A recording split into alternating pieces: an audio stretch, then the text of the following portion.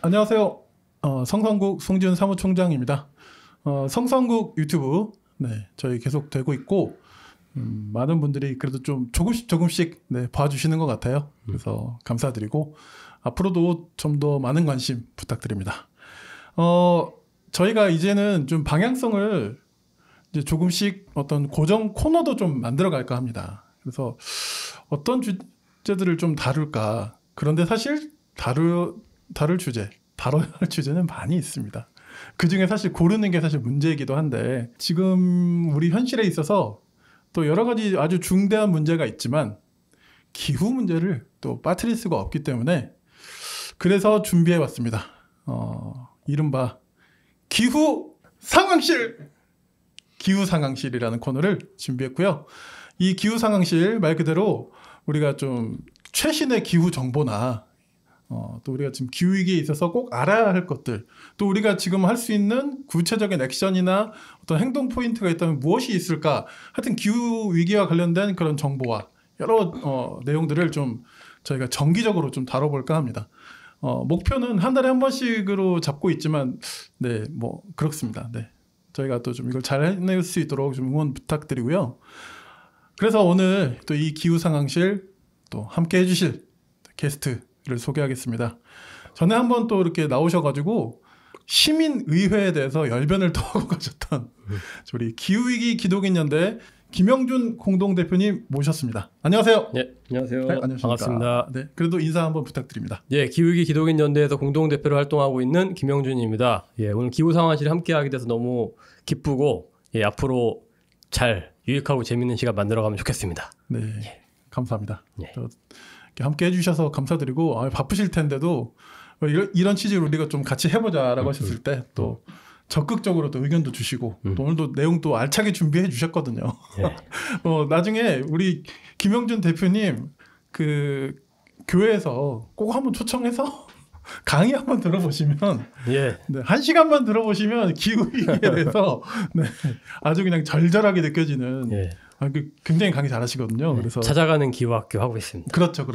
언제든 그 기후위기 기독인연대 신청해 주시면 참 좋을 것 같다 생각이 들고 또 이제 저희는 또 어떤 유튜브에 맞게 최신의 정보나 또 관심이 있는데 또 은근히 또 잘 모르시는 분들도 많으세요. 그래서 그런 분들도 좀 유익하실 수 있도록 무엇보다 좀 그리고 이게 좀 재밌어야 되거든요. 오늘 좀 재밌게 한번 해볼까요? 지난번에 시민회 한번 해보니까 왠지 또 저희 총장님하고 케미가 잘 맞는 것 같다는 생각이 들었습니다. 나름 티키타카. 알겠습니다. 자, 그러면 이제 본격적으로 오늘 좀 시작해 보려고 하는데요. 지금 저희가 이제 녹화 시점이 8월이고 저희도 이제 나가는 지금 촬영분이 나가는 게 8월 중순입니다. 그걸 이제 감안하시고 이제 뒤늦게 보시는 분들도 봐주시면 될 것 같고 현재 시점에서 2025년 8월 저희가 또 기후 상황실 이제 본격적으로 시작해 보겠습니다. 첫 번째 저희 좀 어떤 이야기 나누면 좋을까요? 일단 오늘 크게 저희가 기후 상황실이 5가지 코너로 일단 준비를 했는데 알차게 준비하시네요. 5가지. 그래도 좀 뭔지 아셔야지 또 중간에 안 끊고 보실 수 있기 때문에 첫 번째 코너는 세계는 지금, 기후는 지금. 이런 많이 들어본 것 같은 제목인데. 들어본 것 같은 익숙한 느낌이죠. 그리고 두 번째는 이달의 기후 이슈 이렇게 잡아봤고요. 세 번째 주제는 화재 현장 또는 화재의 뭐 인물, 화재 단체. 기후위기에 있어서 그렇죠. 이런 것들을 좀 잡아봤고 네 번째는 주목할 도서나 영화. 다큐가 될 수도 있겠죠. 이런 것들. 마지막으로는 또 직접 참여하실 수 있도록 참여할 캠페인이나 행사 이런 정보를 저희가 좀 드리는 걸로 5가지 코너를 잡아봤습니다. 5개의 꼭지를 잡아주셨고 뭐 매달 이렇게 준비 가능하시겠어요? 하다 보니까 제법 시간이 걸렸는데 빠르게 한번 그러면 가보겠습니다. 아무튼 이게 한 달씩 매달 하다 보니까 정보가 되게 많을 수 있는데 오늘도 하다 보니까 되게 많더라고요. 최대한 좀 쉽게 좀 압축적으로 전달을 해드리려고 노력을 해보겠습니다. 빠르게 한번 가보겠습니다. 누가 봐도 가장 지금 이슈가 될 만한 거는 폭염 맞습니다. 생각이 드는데요.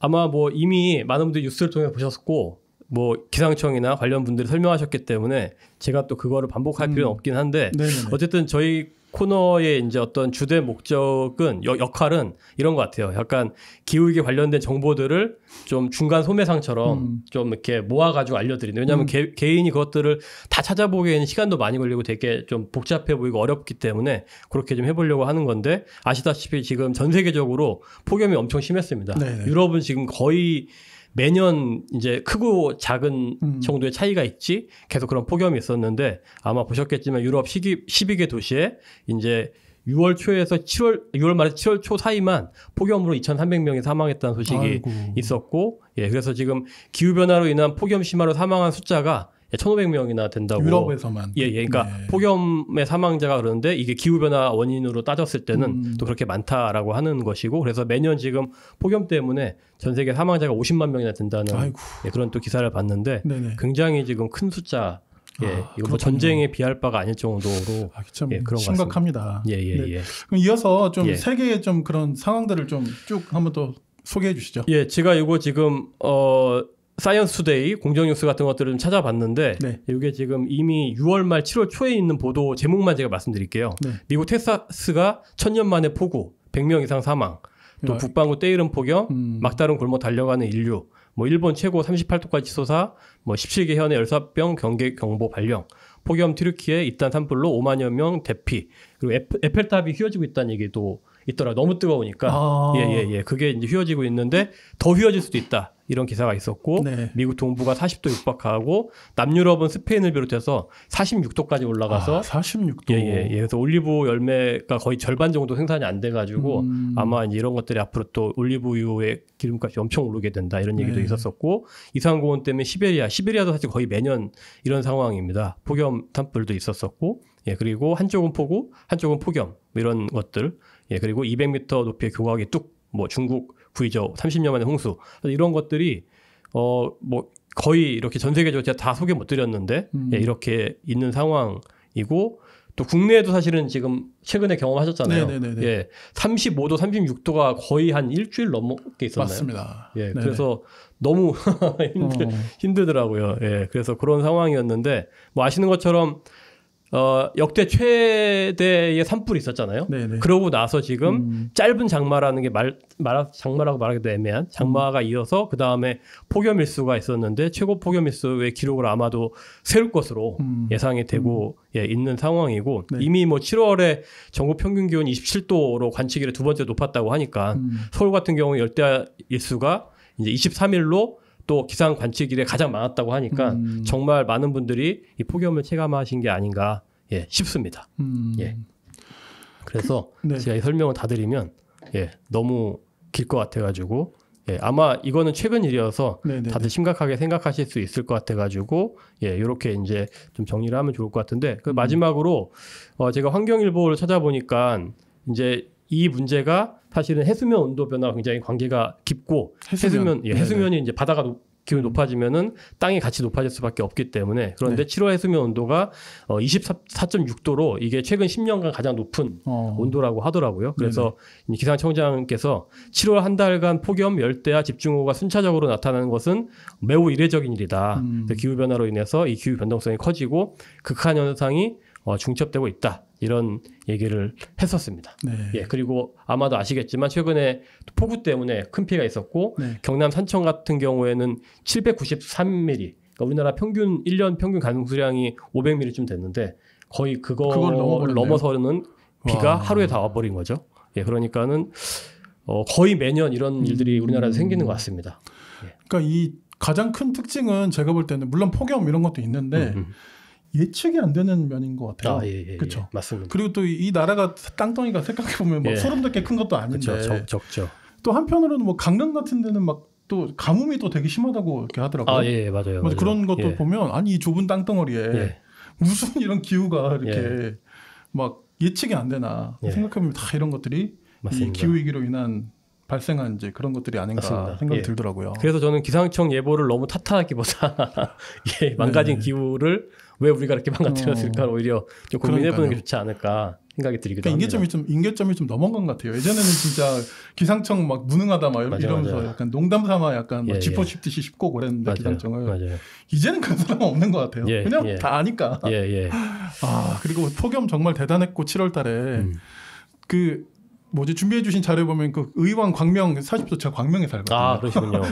그래서 우리 동네 나왔어. 맞아요. 장난삼아 했지만 보통 일이 아닙니다. 40도라는 거는. 40도는 웬만하면은 이제 도달하지 않는데 2018년도에 거의 그쯤까지 왔었다가 최근에 또 그렇게 고온으로 올라간 것 같아요. 그걸 7월에 갑자기 뚫으니까 너무 당황스럽더라고요. 아직 8월이 사실 가장 덥다고 하는데 그럼요. 7월에 그랬죠.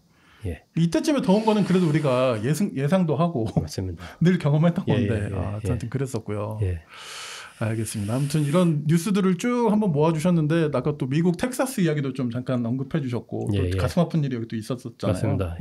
그 캠프 갔던 그 청소년들이 이제 좀 아쉬운 죽음을 당하기도 했었고 아무튼 이런 뉴스를 제목만 살펴보는 것만으로도 이게 참 세상이 보통이 아니다. 이런 생각이 듭니다. 이제는 이런 게 그냥 일상이 되어버리고 있는 것 같아서 그게 너무 무서운 것 그게 같아요. 되게 걱정인 것 같습니다. 아까 소개해주신 그 기사의 그 헤드라인 보니까 몇 월 며칠 보도 쭉 써주셨잖아요.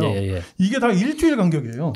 굉장히 너무 짧은 기간 진짜. 안에 벌어지는 일들이 6월 25일부터 7월 1일 사이에요. 다 보니까. 제가 사실 7월 거는 지금 뺐는데도 그러니까요. 7월 그러네요. 빼셨네요. 생각해보니까. 그랬는데도 이렇게 좀 큰 일들이 참. 그러니까 그렇죠. 7월이 아닌 이미 6월부터 발생하고 있었다라고 하는 거죠. 있습니다. 아무튼 또 저희 계속해서 좀 기후 상황실 통해서 좀 이런 국내뿐만이 아니라 세계 좀 이런 기후 현상에 대한 뉴스도 좀 살펴보도록 하겠습니다. 다음으로 넘어갈까요? 그리고 이제 간단하게 또 저희 단체 활동을 통해서 또 기후를 살펴볼 수 있는 또 그런 시간들을 좀 가지면 좋겠다 생각했는데 좋습니다. 다른 것보다도 일단 저희가 이제 최근에 백자 논평이라는 걸 시작했어요. 백자 논평? 그래서 그러니까 자세한 논평들은 사실 이미 잘하고 있는 단체들이 있어서 보시면 되는데 좀 중요한 이슈는 그래도 빠르게 조금 어떻게 보면 그 이슈를 좀 강조를 해줄 수 있으면 좋겠다라는 취지로 최대한 하다 보니까 백자가 넘어가고 있긴 한데 백자 안에 해보려고 하고 있고 백자 비슷하면 돼요. 어렵긴 하더라고요. 그래서 그 중에 하나가 이제 그 폭염 관련된 논평이 있었었는데 폭염의 쉼표라고 하는 제목의 논평이었었고 사실은 야외 노동자들 이런 분들이 사실은 폭염되면은 굉장히 위험하고 사망자들이 많이 생기고 있잖아요. 그래서 그때 이 체감온도 33도 이상의 폭염 시 2시간마다 20분의 휴게 시간을 의무적으로 부여하는 폭염 휴식권 이거를 보장해라라고 하는 논평이었었는데 다행히 신기하게도 요날 그 대통령 소속 규제개혁위원회 권고로 시행을 못했는데 노동부와의 어떤 협의를 통해서 됐습니다. 그래서 지금 다행히 지금은 요 권고가 지켜지고 있는 상황이어가지고 너무 다행이었었고요. 두 번째는 환경부 장관이 최근에 인선이 됐었는데 그런데 이전에 후쿠시마 핵사고 관련돼서 이분이 이제 환경 쪽으로 굉장히 열심히 활동했다라고 이제 알려진 분인데 예전에는 후쿠시마 오염수나 이런 핵 문제도 굉장히 위험하다라고 발언하셨던 분들이 기후위기가 너무 심각하기 때문에 어쩔 수 없이 지금 써야 되는 부분이 있다 이렇게 발언을 바꾸셨어요. 그러면서 저희가 영혼 없는 환경부 장관 필요 없다. 이렇게 이제 제목을 잡았었었고. 내용은요? 내용이 이제 국민의 공감되는 이제 안전이다. 후쿠시마 피해는 여전히 진행 중이고 기후위기가 워낙 심각하기 때문에 빠른 탈핵, 탈석탄, 공공재생에너지가 답이다. 그래서 기후재난 전에는 뭐 원전 재난은 당해도 좋다는 건가? 영혼도 소신도 없는 환경부 장관 필요 없다. 어떻게 보면 지금 정부의 기조를 환경부 장관이 맞춰가고 있더라고요. 그러니까 뭐 장관으로서는 그건 이해가 되는데 평소에 소신이 그랬다면 국민의 안전을 위해서 좀 소신을 지켜야 되는 거 아닌가 이런 좀 생각이 좀 들었었고요.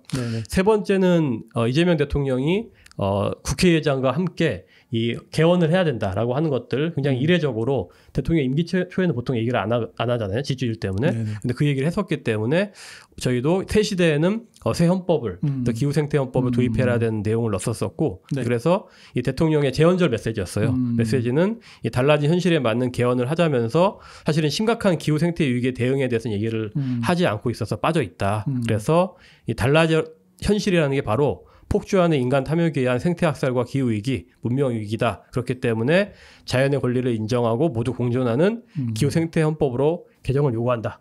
라고 하는 저희가 이제 논평을 냈었습니다.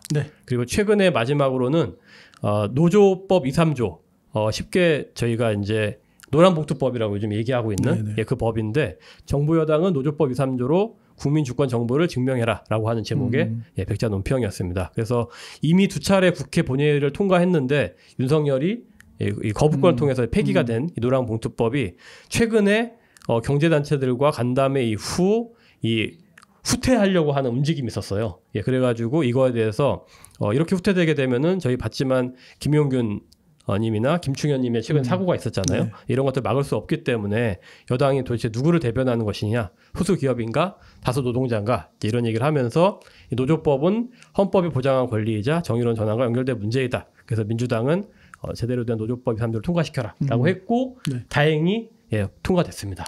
물론 그렇습니다. 이제 그 노조에서도 이제 몇 가지 좀 아쉬운 점이 있다고는 얘기했지만 그래도 기본적인 큰 틀에서는 이제 성사된 부분들이 있어서 다행이라고 생각을 하고 있습니다. 네. 이 백자 논평은 어디서 볼 수 있을까요? 저희가 이제 SNS? SNS, 인스타그램하고 페이스북을 이제 운영하고 있으니까요. 거기서 들어가시면은 멋진 이미지로 인스타와 페이스북 하고 계시니까 기후위기 기독연대 많이 좀 팔로우 해주시기 바랍니다. 감사합니다. 자, 이제 다음 코너 넘어가 볼까요? 두 번째 코너는 이제 이달의 기후 이슈인데요. 최대한 짧게 한번 쳐보겠습니다. 아니 뭐 너무 진행은 그런 진행은 제가 할 테니까 너무 걱정하지 마시고. 제가 지난번 자꾸 진행병 때문에 그랬는데 이게 사실 약간 좀 룰을 우리가 다시 한번 좀 숙지해야겠습니다. 제가 진행이고. 알겠습니다. 제가 진행병을 빨리 버리고 총장에게 맡기겠습니다. 내용에 집중하세요. 내용에 집중. 크게 세 가지 이슈를 좀 가져왔는데 첫 번째는 공공재생에너지 입법 청원 5만 명 돌파 소식입니다. 그래서 그러니까 지금의 이제 한국의 현재 재생에너지 시스템이 이제 좀 문제다 있다 이렇게 얘기하고 있는데 왜 이제 그 문제를 해결하기 위해서 공공재생에너지법이 필요하다라고 하는 얘기를 하고 있는데요. 이제 국회에 국민동의 청원이 있잖아요. 5만 명 넘어가게 되면은 이제 국회에서 그것들을 논의하게 되어 있는 그 방식으로 해가지고 최근에 이제 한 달 동안 기간 동안 5만 명이 넘었는데 기존에 이제 이 문제가 뭐냐면 이 바람과 햇빛이라고 하는 무상의 공유 자원을 사유하고 있다. 왜냐하면 지금 90% 이상을 사실 민간 기업이 지금 재생에너지를 하고 있기 때문에 그렇거든요. 그래서 해외 자본 때문에 이 국부가 유출이 될 수 있고 또 재생에너지 민영화 때문에 전기요금이 인상될 수 있고 또 그 가운데서 발전 노동자가 고용 위기에 방치될 수가 있고 해고 같은 그리고 환경과 지역 주민 의견은 무시한 난개발이 될 수 있고 수익성만 본 이슈 때문에 재생에너지 투자 부족 등의 이 많은 문제를 낳고 있다라고 이제 에너지 노동 타협 네트워크의 구준모 기획실장이 그렇게 이제 진단을 하기도 했습니다. 그래서 이런 것들을 해결하기 위해서 이제 공공재생에너지가 필요한데 이건 뭐냐면 쉽게 말해가지고 공적 투자로 공적 기관에 의해서 개발되고 소유 운영되는 재생에너지 발전이다. 이렇게 이제 이해를 하시면 될 것 같습니다. 그래서 아마 이제 한전에 대한 또 많은 분들의 조금 그런 거부감이나 이제 그러한 좀 문제 의식을 가지고 계신 분들이 있는데 이런 것들이 어쨌든 단순히 공공에 맡겨버리는 게 아니라 민주적인 통제 이런 것들을 통해 가지고 제대로 돼. 왜냐하면 사실 민간 기업이 맡두게 되면 아시는 것처럼 수익을 우선 생각하기 때문에 사실 우리가 기대하는 것만큼 빠르고 공공성 있는 이제 재생에너지 개발이 안 될 수 있어서 그런 부분들을 해보려고 하는 시도다 이렇게 좀 보시면은 좋을 것 같습니다. 이거는 제가 좀 할 말이 살짝 있는 게 그 집에 그 뭐죠? 태양광 패널을 좀 달려고 그 이제 마침 저희 단지에 그런 사업이 떴길래 지원을 했는데 지금 이제 보니까 그게 결국에는 민간 업체가 이렇게 통해서 이렇게 들어오는 거더라고요. 그 거기에 이제 그 지자체에서 뭐 지원금 지원해주고 뭐 이렇게 해서 하는 건데 말도 못하게 불친절하고 그래요? 일 처리도 굉장히 늦고 뭐 그럼 안 할 거면 말아라 약간 그렇게 느껴질 정도로 그러니까 약간 이런 문제도 저는 이제 좀 아까 이야기하셨던 뭐죠? 어떤 민간 자본화된 것에 대한 어떤 문제점이라는 생각이 들어요.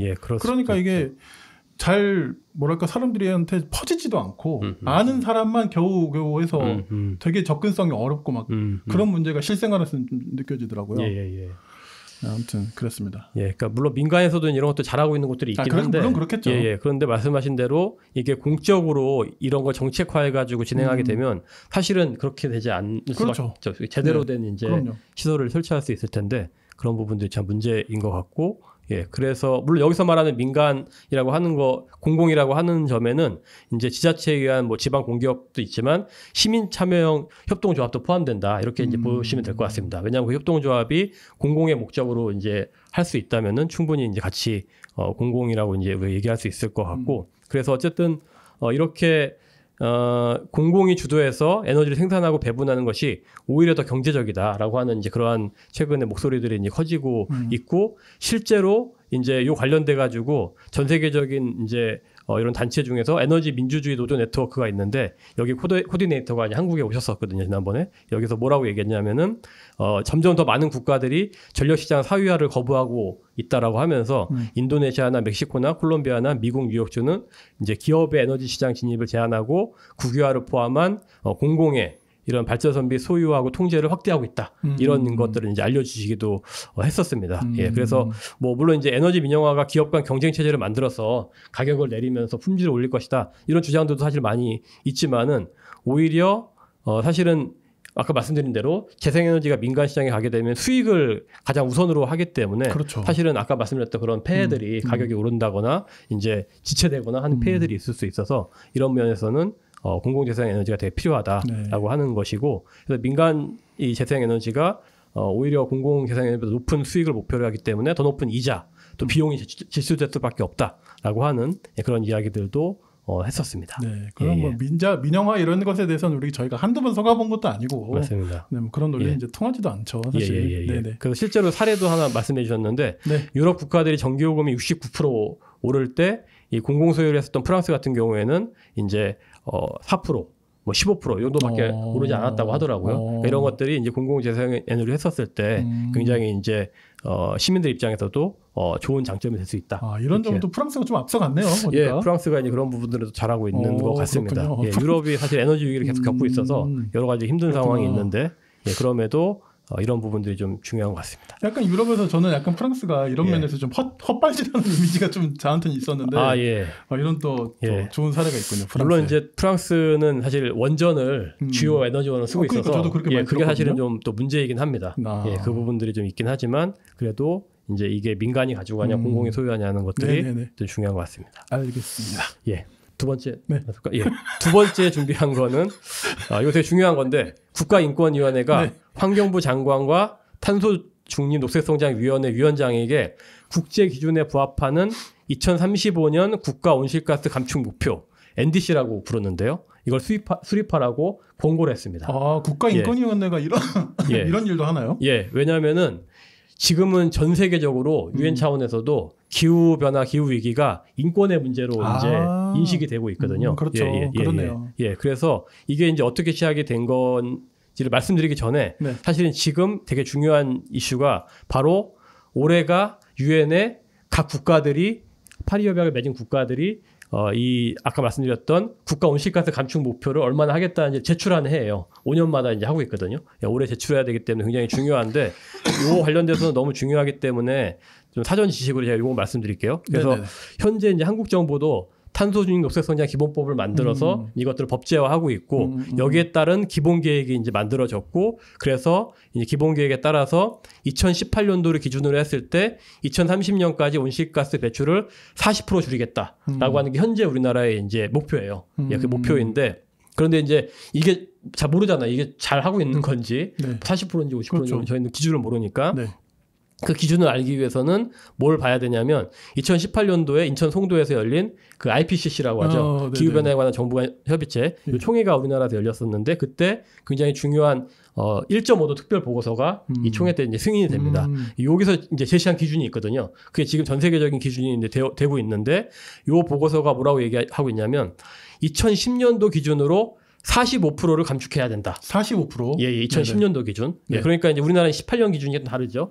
그러면 이걸 갖다가 맞추려면은 2010년도 기준을 만약에 2018년도 기준으로 맞추게 되면은 얼마나 줄여야 되냐면 50% 이상이 돼야 됩니다. 그렇죠. 더 높아져요. 예. 왜냐하면 이제 더 전에는 온실가스를 조금 배출했고 시간이 점점 가까이 올수록 온실가스를 많이 배출하니까 그만큼 배출 감축량이 더 이제 커져야 될 수밖에 없잖아요. 예, 그래서 2018년도로 하게 되면은 전 세계 기준은 50% 이상이 돼야 되는데 우리나라가 지금 하겠다는 2018년도 대비 40%는 2018년 기준으로 하게 됐을 때 10%나 모자랍니다. 많이 못 미치네요. 예, 많이 못 미쳐요. 예, 그런데 우리나라는 아시다시피 전 세계 온실가스 10위 정도의 배출국이거든요. 그러니까 온실가스 배출의 책임이 더 많기 때문에 이거 전 세계 평균이고 이거보다 더 많이 우리나라는 감축을 해야 되는 의무가 사실 있다고 봐야 되는데 그런 의미에서는 우리나라가 굉장히 많이 양심 없는 나라가 지금 되고 있네요. 그런 상황에서 이제 국가인권위원회가 바로 이거를 제대로 하라고 지금 이제 이번에 공고를 했다는 게 이제 의미가 있다는 거죠. 그렇군요. 예. 그래서 이런 이제 공고를 했었었고, 네네네네. 예, 그랬는데 인권위가 이제 뭘 가지고 얘기했냐면은 최근에 이제 나온 게 IPC 6차 평가 보고서인데 네. 여기에 이제 전 지구적 이행 점검 결정문이라는 게 있어요. 예, 그러니까 이제 어떻게 이행하고 있는지 확인을 하고 있다 뭐 이런 건데 여기서 말한 최신의 기준은 뭐냐면. 그동안 상황이 또 안 좋아졌기 때문에 2019년 기준으로 60% 감축해라 이렇게 돼 있거든요. 그러니까 우리나라는 우리나라는 지금 현재 이거를 따지게 되면은 아까 제가 말씀드렸던 거에 비해서 훨씬 더 많이 감축을 해야 되는 그렇죠. 그런 상황이죠. 예, 그래서 이런 것들이 이제 돼야 되는데 국가인권위가 제시한 공고안이 사실은 이런 것들을 봤을 때는 충분히 우리나라가 그 공고에 따라서 해야 되고 할 수 있다라고 하는 그런 의미가 있다라고 볼 수가 있고 또 하나 관련해서 중요한 소식은 아마 아시겠지만 작년에 헌법재판소가 기후소송을 통해 가지고 그렇죠. 그래서 이제 헌법 불합치 그러니까 우리나라 정부와 국회에서 만든 이 기본법이 국민의 기본권과 재산권을 지키는데 온실가스 감축 목표가 적기 때문에 부족하다라고 하는 것들을 얘기했고 그렇기 때문에 최소한 2031년 이후에 감축 목표를 정하지 않았기 때문에 정해라. 그걸 내년까지 하라고 했거든요. 내년 2월까지. 예, 그런 상황이기 때문에 우리나라는 지금 이런 여러 가지 지금 정부가 해야 되는 어떤 그런 압박을 받고 있는 상황이고 그렇기 때문에 이번에 인권위의 공고가 굉장히 중요하다라고 볼 수가 있을 것 같습니다. 그렇군요. 예. 인권위가 이렇게 좋은 일하는 곳인데 지금까지는 너무 이상한 짓을 많이 해가지고. 예, 여전히 지금 낯설었네요. 인권위원장은 여전히 이상한 분이 계셔가지고 걱정이 많이 되고 있는 상황인데. 그렇죠. 예, 그렇군요. 좀 그런데 우리가 결국 이 전 세계가 지금 이 기후위기를 몸살을 앓고 있는데 지금 탄소도 그렇게 많이 쓰면서 우리가 또 마땅한 또 그런 조치를 당연히 취해야겠네요. 예. 그러니까 저희가 사실은 기후위기 환경을 잘 몰라도 그냥 인권 문제에 대해서는 모든 사람이 보편적으로 다 중요하다고 생각하잖아요. 뭐 우리가 여러 번의 참사도 겪었고 우리 사회에 있었던 많은 여러 가지 문제들 다 대부분 인권에 대한 문제들인데 그런 의미에서도 이제 이 기후위기 문제는 아주 보편적인 인권의 문제로 국제뿐만 아니라 국내적으로도 받아들이고 있다. 가장 최고의 인권 기구가 지금 이 공고를 했다는 얘기는 이제 그렇게 받아들일 수 있을 것 같습니다. 알겠습니다. 예. 네, 또 하나 더 있네요. 예, 세 번째도 조금 약간 관련된 거긴 한데 이것도 굉장히 중요한 최근의 소식입니다. 국제사법재판소가 각 국가들이 기후보호 조치를 취하지 않는 것이 국제법 위반에 해당할 수 있다라고 하는 그런 판결을 내렸습니다. 예. 그래서 이게 이제 바로 어떤 일이 있었냐면은 2년 전에 유엔 총회에서 이미 그 국제사법재판소에다가 어떻게 얘기했냐면 기후변화의 부정적 효과로부터 환경을 보호할 국가의 법적 의무와 두 번째는 이러한 의무를 위반한 국가의 다른 국가에 대해서 현재 미래 세대의 개인에 대해서 법적 책임에 대한 공고적 의견을 제시해달라 이렇게 요청을 했는데 그게 2년 만에 이제 이런 공고를 내리게 된 거죠. 예. 그래서 이번에 이제 7월 23일 날 이런 공고가 나왔는데 각 국가들이 이 기후 변화에 대해서 긴급하고 실존적인 위협으로부터 사람들을 보호해야 된다. 그래서 이런 것들을 하지 않으면은 국제법 위반에 해당할 수 있다고 사법재판소 위원 전원일치 의견으로 이번에 채택을 하게 됐고 그리고 이제 이 유엔 최고 사법기관으로 알려진 곳이거든요. 여기가 그렇기 때문에 이런 기관에서 기후변화 관련된 의견을 제시한 거는 이번이 처음입니다. 그렇기 때문에 굉장히 전 세계적으로도 의미가 있는 판결이라고 볼 수가 있고 정확히 말하면 공고 의견이긴 한데 이 공고 의견이라고 하는 국제사법재판소의 공고 의견은 이 국제법에 관한 권위 있는 성명으로 판결에 준하는 권위를 인정받는다고 해요. 그렇기 때문에 이번 공고 의견이 굉장히 이제 중요하다라고 하고 여기에는 이제 우리나라를 포함해서 이번 절차에는 이 91개 국가와 국제기구가 이제 의견을 제출했었는데 역사상 가장 많은 수의 국가와 국제기구가 참여한 이번 판결이라고 하더라고요. 그렇기 때문에 또 굉장히 의미가 있다고 볼 수 있겠습니다. 그래도 또 이런 국제 기구들은 또 나름 일을 하네요. 예, 그래서 이제 여기 이런 기관까지 사법 재판하는 기관까지 기후 변화에 대해서 이런 제대로 역할을 하지 않으면 문제다라고 한 것은 이제는 뭐 정말 유엔은 이미 이런 환경 기후 변화 관련돼서는 이미 2, 3년 전에 이제 그러한 그 어떤 합의를 이제 이미 한 상황인데 이제 이런 기구까지 했다는 얘기는 이제 거의 이제 국제적으로는 이 문제가 이제는 인권의 문제뿐만 아니라 사법적으로 심판의 대상이 될 수 있다라고 한 거기 때문에 굉장히 중요한 것 같고요. 그래서 이 권고가 이제 아까 말씀드렸던 파리 협정에서 이제 정한 목표대로 사실은 이제 해야 된다는 얘기를 한 것이고 또 중요한 것이 이제 이런 얘기를 했더라고요. 온실가스 배출 책임이 크고 기후위기 대응 역량이 강한 국가는 전 지구적 감축 노력에서 더욱 많은 몫을 기여해야 된다. 우리나라 같은 나라를 말하는 그렇죠, 거죠. 그렇죠. 예, 그런데 아까 말씀드린 것처럼 우리나라는 지금 그런 상황이 아니기 때문에 뭐가 문제가 될 수 있냐면은 이게 국가 사이에 손해배상 책임이 가능하다는 얘기를 한 거예요. 예, 그러니까는 만약에 그렇게 하지 못하는 나라가 다른 나라들이 피해 국가들이 이런 나라에 대해서 원상회복, 손해배상 같은 법적 책임을 물을 수가 있고 손해배상 책임을 져야 될 수도 있다라고 하는 게 바로 이번 판결의 또 하나의 굉장히 중요한 의미라고 볼 수가 이건 있습니다. 좀 보통 무거운 이야기가 아니네요. 그렇죠. 지금 이미 이렇게 가라앉고 있는 섬나라들 같은 나라들이 우리나라에 어쩌면 배상 청구 같은 것들을 할 수가 있고 그러면 이제 국제사법재판소가 그래서 어떤 판결을 또 할 수가 있게 될 수도 그렇군요. 있는 거죠. 예를 들어 뭐 트럼프는 계속 지금 막 석탄 떼라 막 지금 이렇게 하고 있는데 그럼 미국을 막 우리가 소송할 수도 있는 거고. 거죠. 예, 워낙에 이제 거기 온실가스 배출을 많이 하는 국가이기 그렇죠, 때문에 그렇죠. 그래서 이런 판결이 사실은 이제 국제해양법에 따라서 뭐 해양 환경을 보호할 의무나 국제인권법에 따라서 인권을 보호할 의무나 국제관습법에 따라서 국경을 넘는 피해를 방지할 의무 등 이 다양한 국제법상 의무가 적용된다 이렇게 좀 보았기 때문에 이게 전 세계로 좀 굉장히 파장이 있지 않을까? 예, 그렇게 좀 또 예상을 하게 됩니다. 네, 어쨌든 국제사법재판소의 이런 권고적인 의견, 잘 봤습니다. 그리고 이제 요거는 이제 좀 그냥 간단한 소식을 좀 전하고 싶은 거는 우리나라에도 이제 다양한 지금 기후 현장들이 있는데 뭐 신공항도 여기저기서 짓고 있잖아요. 제2공항이나 새만금이나 가덕도 신공항 같은 것들이 있고 또 송전탑 지금 또 문제 이슈가 있고 또 양수발전소 홍천에 이제 문제가 있고 또 동물 단체들이 이제 동물권을 요구하는 요구들이 있는데 이런 것들이 최근에 이제 국정기획위 앞에서 이제 기자회견을 열었었거든요. 100대 과제를 발표하기도 했었었는데 이런 것들이 이제 어떻게 발표가 날지 제가 아까 보니까는 오늘 아마 지금 그런 소식들이 조금씩 올라오고 있는 것 같은데 이것들을 좀 저희가 주목해서 봐야 될 것 같습니다. 이런 요구안들이 얼마나 앞으로 이재명 정부의 국정기획에 반영이 될지 이런 것들 아마 조만간에 이제 아마 기사로 나올 텐데 저희가 좀 주목해서 보면 좋을 것 같습니다. 다음 달 기후 상황실에서 좀 구체적으로 다뤄볼 수 있겠네요. 그때 아마 좀 정리된 내용들을 가져올 수 있을 것 같습니다. 알겠습니다. 네, 이렇게 해서 저희 이 코너 이달의 기후 이슈 저희하고 같이 또 다뤄봤고요. 네, 세 번째 뭐죠? 화재 현장. 인물 단체. 화재 불난 줄 알았어요. 죄송합니다. 제가 화재 여기 제가 오타 혹시 제가 그 화재가 혹시 그 화재 썼나요? 네. 죄송합니다. 굳이 안 집어넣는데 제가 괜히 또 한번 환기시켜 보려고 제가 무리수를 좀 뒀습니다. 아니 또 오타 낼 수 있죠? 아니 이런 게 있어야 또 방송이 재밌기 때문에 감사합니다. 의도한 건 아니었지만.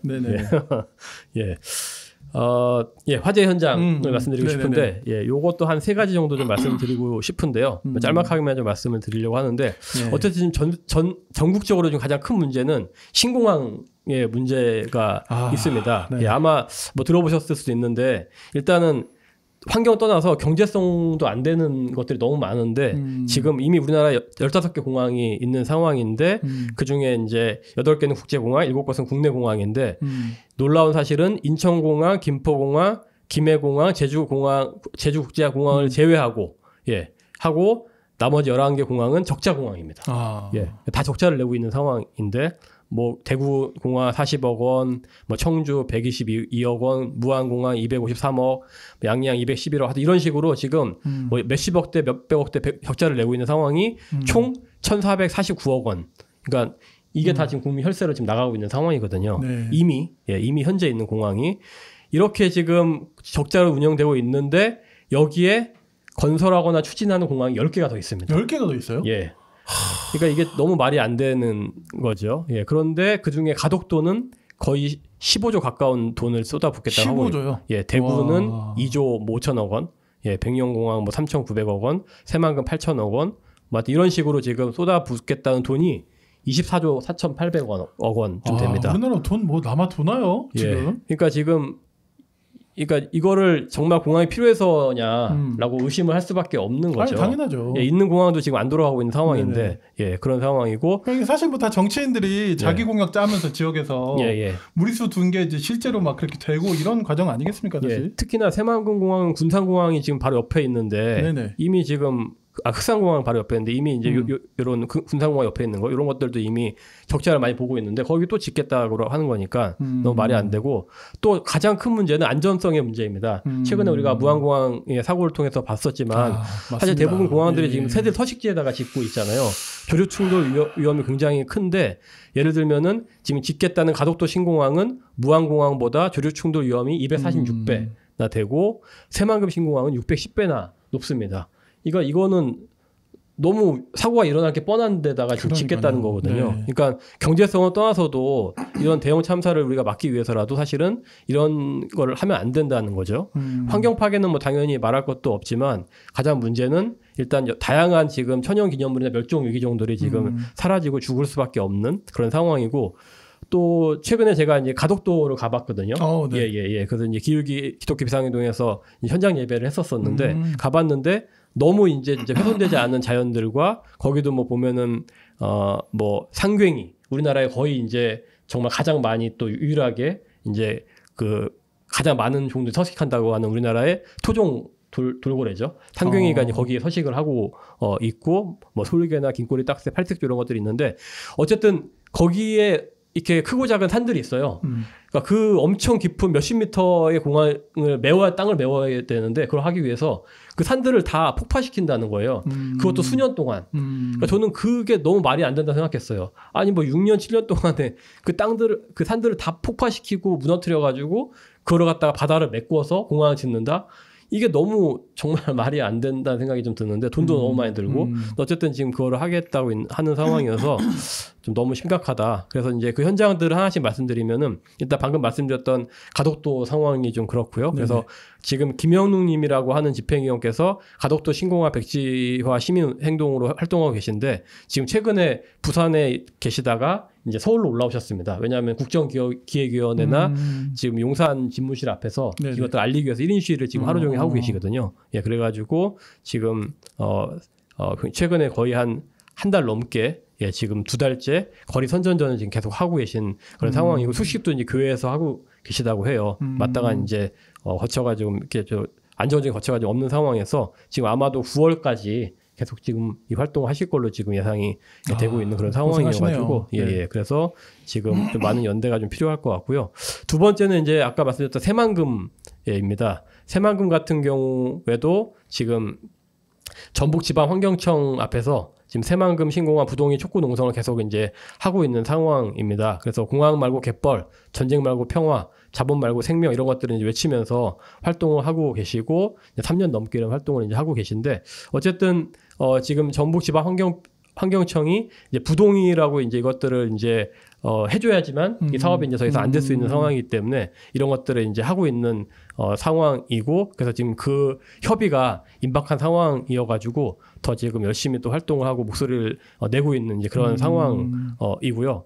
그리고 또 하나 이슈는 지금 여기에 요 사업을 취소해야 된다라고 하는 그러한 취소 소송을 냈거든요. 그 선거 재판이 지금 9월 11일에 있습니다. 서울행정법원에서. 얼마 안 남았네요. 그래서 이제 이걸 앞두고 지금 뭘 시작하셨냐면은 세 사람 행진이라고 하는 거 시작하셔가지고 지금 전북지방환경청에서 쭉 올라오셔가지고 마지막 9월 11일 근처에 서울까지 올라오시는 이런 일정으로 지금 행진을 시작하셔가지고 지금 이제 더위에 행진을 지금 하고 계시는 그런 상황이어서 새만금 이슈에도 좀 관심을 가져주시면은 좋을 것 같고 마지막으로는 제주 제2공항 관련돼서 이것도 이제 최근에 기자회견이 있었었거든요. 그래서 이게 이미 벌써 백지화 투쟁이 10년이나 됐는데 요 최근에 이제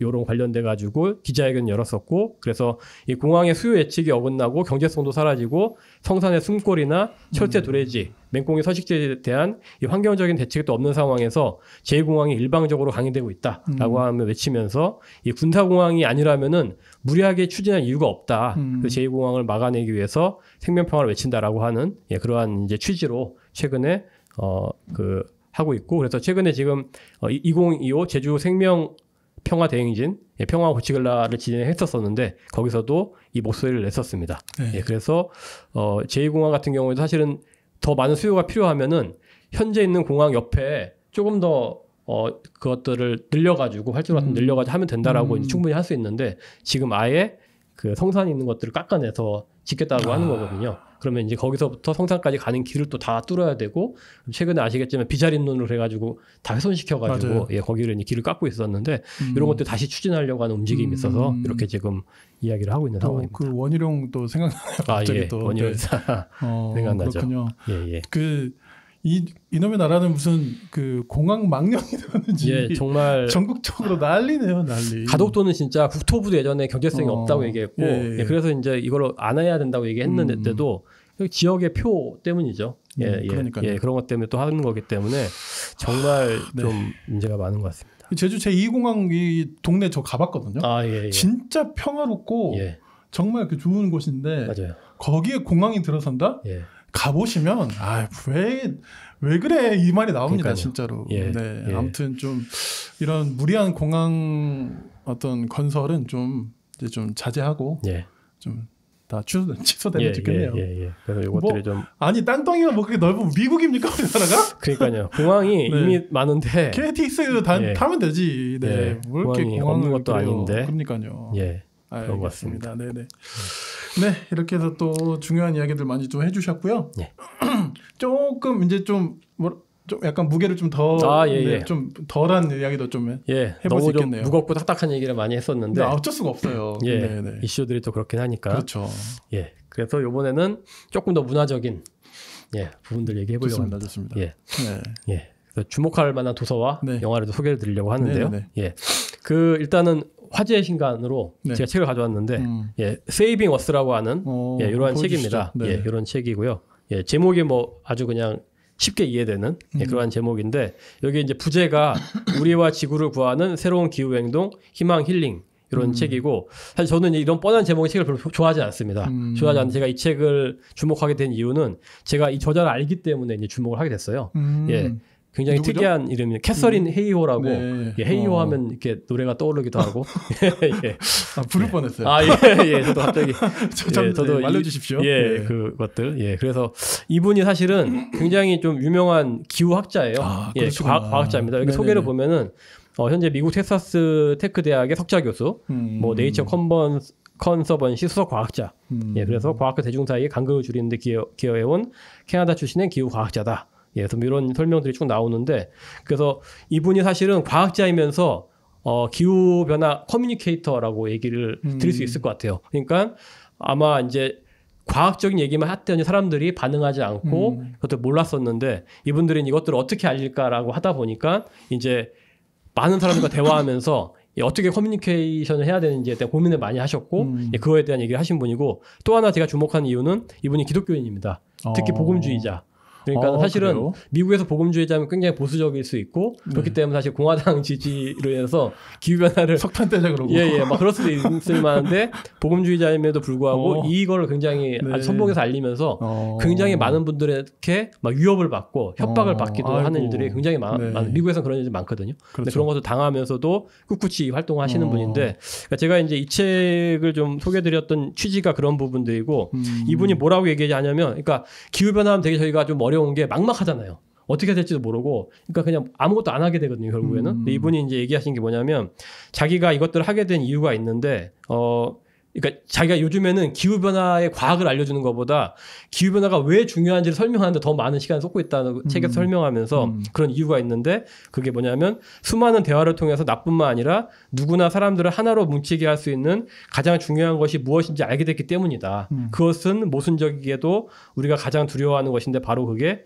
기후변화에 대해서 이야기하기다. 이렇게 얘기하고 있거든요. 그러니까 어떻게 보면 이 책은 기후변화에 대해서 우리가 어떻게 이야기를 해야 되는지를 잘 이분이 자신의 경험을 통해서 설명해 준 책이다. 이렇게 볼 수가 있는데 또 많은 사람들이 이제 기후 과학을 얘기했지만 그게 안 되는 이유가 있다. 그 이유는 뭐냐면 우리가 직면한 가장 큰 어려움이 과학을 부정하는 게 아니라 분파주의, 무사안일주의 그리고 두려움의 조합이기 때문이다. 이렇게 이제 진단을 하고 있어요. 예, 그래서 이런 것들을 해결하기 위해서는 우리가 많은 사람들과 얘기를 해야 되는데 이것들 설명하면서 갈등 극복 연구소의 어떤 연구 결과를 얘기해 주는데 네. 사람들은 자기와 다른 의견을 가진 사람들이 실제로 불화하는 것들이 실제로 불화하는 것보다 더 많이 불화하고 있다고 느낀다는 거예요. 그러니까 실제로 거리감을 우리가 그렇게 멀지는 않은데 더 많이 멀다고 느낀다는 거죠. 그래서 실제로 그것들을 얘기를 해보면 오히려 공통점들을 얘기하게 되면 그것들을 좁힐 수 있다. 그래서 차이점 얘기하기보다 논쟁 공통점 얘기해보자. 논쟁하기보다는 논쟁하기보다는 질문을 해보자. 그냥 그 기후 변화가 정말로 개인적으로 당신에게 마음 쓰는 것을 어떻게 위협하는지, 그러니까 자기가 관심 있는 거나 소중한 것들을 대해서 어떻게 마음 쓰이게 하는 건지, 또 지금 당장 현실적으로 우리가 할 수 있는 해결책은 뭐가 있을지, 오히려 이런 걸 얘기해보자라고 이제 제안을 하고 있거든요. 좋은 대화법인 것 같아요. 예, 그래서 이 책에 어떻게 보면 그런 것들을 하나하나 굉장히 구체적으로 자신의 사례를 통해서 얘기를 하고 있어가지고, 그래서 저는 이 책이 굉장히 좀 기후변화에 대해서 어떻게 해야 되지? 막막하지 하는 분들에게 굉장히 좀 좋은 그런 어떻게 보면 하나의 길잡이가 될 수 있을 것 같아가지고 제가 오늘 가져오게 됐습니다. 너무 좋네요. 세이빙 어스. 예. 또 저희 어쨌든 성선국을 통해서 이걸 보시는 분들도 좀 관심을 가질 만한 책이지 않나 생각이 듭니다. 그래서 이런 정보들은 제가 이제 링크를 통해서 유튜브에 올려드릴 테니까 나중에 한번 유튜브 그 댓글을 댓글이나 저희 그 이 영상 몸글에 달아놓을 테니까요. 관심 있는 분들은 한번 찾아서 보시면 좋겠습니다. 예, 좋습니다. 그리고 또 하나는 제가 다큐를 하나 가져왔습니다. 영화군요. 영화나 다큐. 그래서 아마 앞으로 제가 하나씩 소개드리고 싶은데 뭐 이미 보신 분도 계시겠지만 더 게임 체인저스라고 하는 다큐가 있습니다. 네네네. 넷플릭스에 아마 지금 올라와 있을 테고. 넷플릭스 있어요? 예, 이게 아마 유튜브에도 그때 올라왔던 걸 제가 본 것 같은데, 아무튼 확인을 좀 해보면 좋을 것 같고 있죠. 있고 이게 이제 채식을 다룬 건데, 굉장히 일단 재밌습니다. 그러니까 다큐도 하면 좀 재미없다는, 특히 이런 다큐는 더 재미없다는 선입견이 있는데, 그렇죠. 저도 약간 선입견으로 봤는데, 저도 있어요. 선입견. 근데 잘 안 봐요. 일단 재밌습니다. 재밌고 기본적으로 영화가 뭘 다루냐면 그 전 세계적으로 유명한 그 운동선수 다룹니다. 각종 기록을 세워야 선수 다루는데 그 운동선수들이 채식을 하고 있는 분들이죠. 채식을 하고 나서 기록이 더 좋아졌다 라고 하는 얘기를 하고 있고, 그러면서 그 사이사이에 굉장히 재미있는 어떤 연구 결과나 실험들을 이렇게 보여줍니다. 그래서 미식축구의 감독을 통해 가지고 사람들이 단백질에 대해서 가지고 있는 어떤 오해 같은 것들 얘기하고, 그리고 이제 이러한 고대의 어떤 그런 사람들의 어떤 그 식생활을 연구하는 사람들, 이런 것들이라든지 인간의 치아를 통해서 인간의 치아나 시각을 보면은 인간은 원래 육식을 했던 게 아니라 사실은 잡식이나 채식을 더 많이 했다. 뭐 이런 것들을 이제 발표한 결과들이 나오거든요. 그리고 미식축구 선수들에게 채식과 육식을 이렇게 먹이고 그 다음에 이 혈액을 채취해가지고 봤더니 이제 혈액의 하나는 굉장히 뿌옇게 이제 이렇게 어떤 좀 오염된 것 같은 그런 것들을 보이기도 했고, 어쨌든 이런 것들을 보여주면서 과학적이지만 굉장히 재밌는, 그리고 1년에 거기에 흐르는 또 하나의 그 큰 또 서사가 또 있기도 한, 그리고 특히나 재밌었던 거는 거기서 이제 기네스북에 오르신 분인데, 세상에서 가장 무거운 걸 드는 사람으로 기네스북에 오르신 분인데, 어떤 사람이 그분한테 당신은 어떻게 풀만 먹으면서 채식하면서 이렇게 힘을 내냐 했더니 그 사람이 뭐라고 했냐면은 그 황소가 고기를 먹는 거 봤냐? 풀만 먹고는 힘을 낸다. 맞잖아요. 코끼리. 그렇죠. 코끼리 풀만 먹고 저렇게 된다고. 그러니까 그런 얘기를 하면서 오히려 그런 얘기 했는데, 아무튼 그런 것들도 있고, 그래서 굉장히 재밌는 다큐이기 때문에 흥미로운 좀 내용들이 좀 있네요. 그래서 한번 보시면은 아주 재미도 있으면서 아주 유익한 예, 그러한 다큐고 실제로 이거 보시고 제 주변에 채식을 시도하신 분들이 진짜요? 예, 있으세요. 그러면 뭔가 좀 이게 이펙트가 있나 보네요, 진짜. 근데 우리가 또 흔히 생각하듯이 당연히 운동 선수들 하면 또 닭가슴살 막 뜯어먹고 막 스테이크 막 그렇게 먹고 이런 이미지 있잖아요, 사실. 근데 꼭 그렇지만은 않다. 그게 이제 단백질에 대한 어떻게 신화인데 그게 보니까 1800년대 후반에 독일 화학자가 이제 했었던 논문들이 때문에 그게 좀 퍼지게 됐는데 나중에 그 논문이 사실이 아니다라고 밝혀졌는데도 이미 퍼질 대로 퍼져가지고 다시 되돌릴 수 없는 이런 얘기들도 나오거든요. 그러니까 이런 것들을 보시면은 이제 왜 우리가 육식에 대해서 이런 식으로 가졌구나라고 하는 것들도 좀 알 수 있어서 굉장히 좀 좋은 다큐 생각됩니다. 더 게임 체인저스 넷플릭스에서 보실 수 있다고 하니까 관심 있는 분들은 요즘 뭐 넷플릭스는 다들 많이 하시니까 맞습니다. 네, 한번 보시면 좋을 것 같네요. 한번 보시면 좋을 것 같습니다. 네, 자 이제 마지막으로 저희가 좀 이게 또 머리로만 알면 또 안 되지 않습니까? 또 우리가 또 해볼 수 있는 액션 포인트, 또 참여할 수 있는 캠페인이나 또 알려주시고 싶은 행사 소개해 주시면 좋겠습니다. 맞습니다. 굉장히 중요한 얘기 하셨는데 사실은 이게 어떤 정보나 사실만으로 사람이 바뀌지 않잖아요. 그렇기 때문에 오히려 이제 몸을 통해서 우리가 오히려 생각이 바뀌는 경우도 있어서 그런 면에서는 실천이 되게 좀 중요합니다. 뭐라도 해봐야 돼요. 일단 첫 번째는 지금 마감 날짜가 얼마 남지 않았는데 아까 말씀드렸던 국가 온실가스 감축에 대해서 산업연구원을 통해서 사실은 이전 정부가 사실은 이제 이러한 감축량들을 좀 어떻게 보면 일종의 사기라고 할 수도 있을 텐데 조절하면서 사실은 국가가 더 많이 감축해야 될 것들을 줄였다라고 하는 것들이 발견이 되면서 최근에 그러면서 그거에 대해서 감사원에 이제 감사를 청구하는 것들을 좀 요구하는 시민들에게 참여를 요청하는 그런 캠페인이 있었습니다. 그래서 무너진 국가 온실가스 감축 계획 시민의 힘으로 바로잡자라고 하는 공익감사 청구인단 모집 을 이제 8월 15일까지 이제 하고 있는데 조금 번거롭긴 합니다. 왜냐하면 프린트해가지고 거기다가 약간의 자기네 정보를 쓰고 그다음에 그걸 우편으로 보내야 되는 온라인으로 할 수 없는 조금 지점이 있어가지고 조금 쉽지는 않지만 그래도 많은 분들이 참여해 주신다면 이런 문제에 대해서 조금 더 국가가 정부가 경각심을 가질 수 있을 것 같아가지고 이것도 한번 좀 살펴보시면 좋을 것 같고요.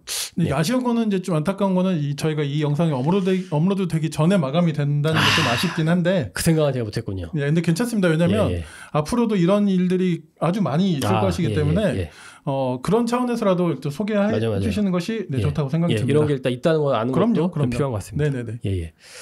그리고 두 번째는 지금 새 정부의 탈핵 정책을 요구하는 서명들이 있습니다. 아시겠지만은 사실은 문재인 정부 때는 그래도 탈핵을 하겠다고 했지만 사실 실제 내용적으로는 탈핵이라고 보긴 조금 애매했었던 그런 상황이었는데 이번 정부는 아예 일정하게 핵발전을 일단 사용하겠다라고 하는 기조로 가고 있어서 그거에 대해서 이제 문제를 제기를 하고 있는 시민사회 요구가 있고 현재 서명을 하고 현재 목요일마다 이제 광화문 일대에서 탈핵 목요 행동을 진행을 하고 있습니다. 이것도 링크를 공유 드릴 테니까 또 서명으로 함께 해주시면은 너무 좋을 것 같습니다. 좋습니다. 그리고 세 번째는 이제 아마 이제 많은 분들이 아실 것 같긴 한데 매년 9월마다 이제 9월 기후정의 행진을 하고 있잖아요. 이번엔 9월 27일 날 이제 그 동십자각 경복궁 인근이죠. 거기서 열리게 되는데요.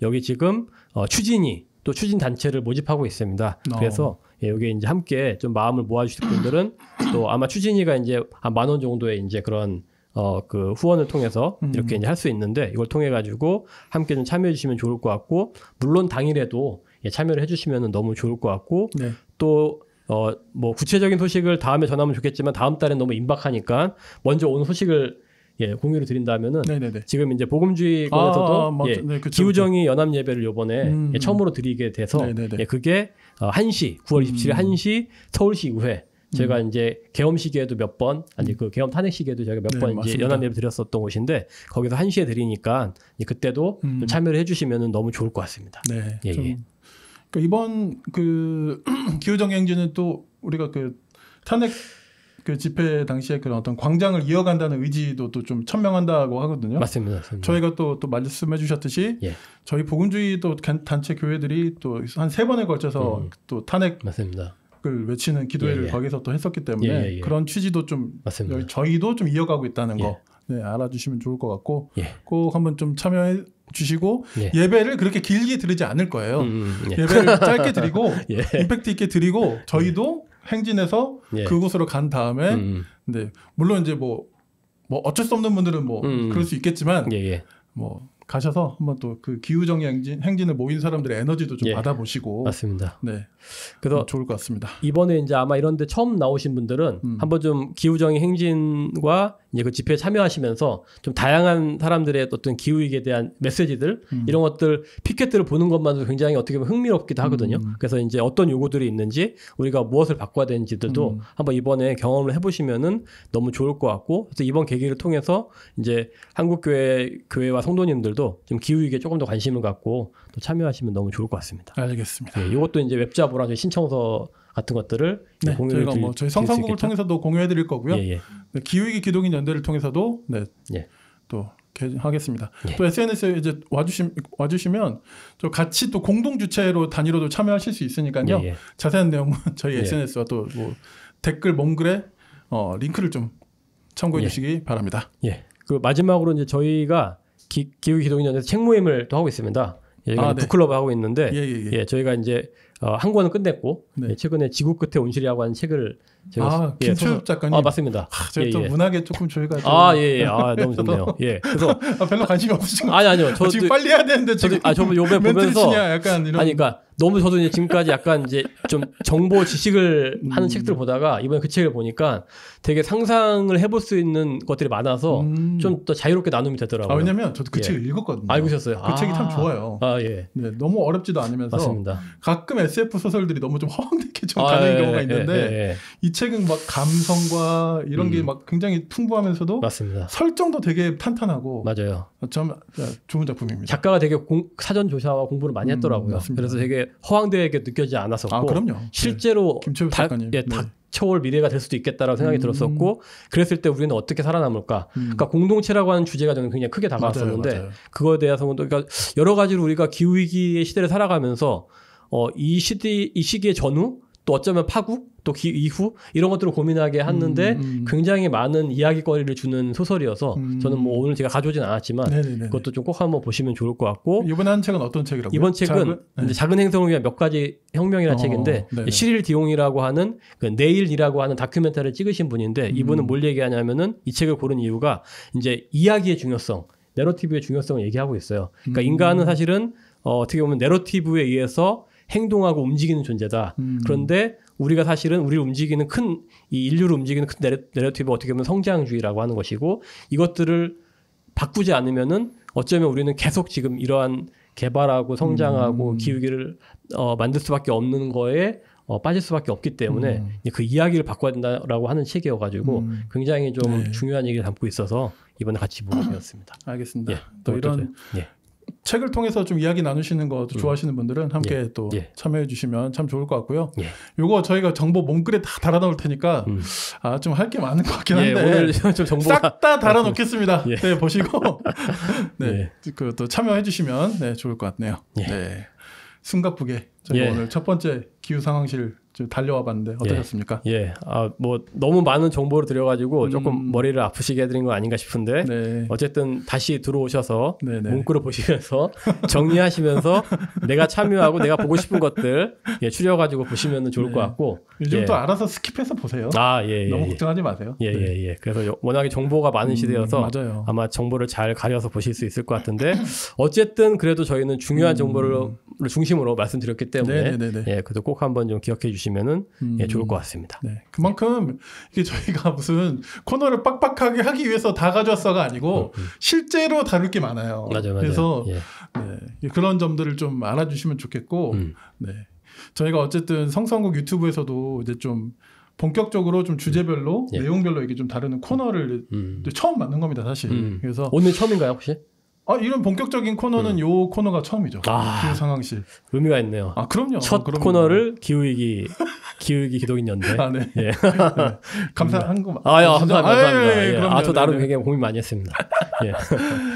앞으로도 좀 관심 있게 좀 지켜봐 주시고, 뭐 사실 그리고 이게 뭐 우리가 단순히 유튜브 좀 보고 끝나서는 이게 안 되잖아요. 이게 사실 액션으로 해야 될 것들이 사실 많이 있습니다. 그래서 뭐 그 액션은 여러 가지가 있을 수 있는데 이렇게 또 기후위기를 위해서 활동하시는 활동가분들, 단체분들을 지원하는 것도 사실 중요한 액션 포인트 중에 하나라서 나중에 그 문구를 정리해 주실 때 후원 링크도 예, 감사합니다. 예, 두 번까지도 꼼꼼하게. 예, 그런 것까지도 이제 챙겨야 됩니다. 이제는. 네, 단체들도 다 어렵거든요. 그래서 네. 또 활동가분들이 좀 활동에 전념하실 수 있도록 이렇게 해주셔야 결국은 또 이 뭐죠? 기후 위기 없는 세상에 가까워지는 길 아니겠습니까? 예, 맞습니다. 지금 대본 없이 하는데 제가 지금 청산 뉴스로 지금 하고 있어요. 예, 지금. 역시 훌륭한 진행자. 그리고 어쨌든 요거를 좀 소개하실 때 다시 한번 좀 강조를 드리면은 기후 위기 이슈를 여러 가지를 내가 찾아보기 어려운데 이번 기후 상황실에서는 우리가 한 번에 정리를 해드린다. 네, 그 너무 좋아요. 요거 좀 보시면은 아마 그래도 좀 보실 만하지 않을까 싶습니다. 저희가 해서가 아니라 진짜 이거 필요합니다, 진짜로. 그리고 혹시라도 제가 잘못된 정보를 또 얘기할 수 있기 때문에 또 지적해 주시면은 제가 또 수정하도록 하겠습니다. 언제든 그 피드백 주시면 저희가 또 그런 거는 반영해서 또 바로 잡아야죠. 알겠습니다. 네. 오늘 기후 상황실 저희 첫 번째 시간이었는데요. 네. 다음 달에도 저희가 또 계속해서 한번 또 만들어 가볼 테니까 많이 관심 가져주시고 또 공유도 많이 해주시고 또 그 성서한국과 기독미디어 로고스 또 좋아요, 구독 많이 눌러주시면 큰 도움이 되고요. 특히 성서한국 유튜브는 많이 지금 구독자가 저조합니다. 그래서 더 많이 좀 공유해 주시면 너무 좋지 않을까 생각이 들고요. 네, 오늘 이렇게 또 첫 번째 시간 함께 해주신 기후위기 기독인연대 김영준 공동대표님이셨고요. 오늘 수고하셨습니다. 감사합니다. 네, 감사합니다.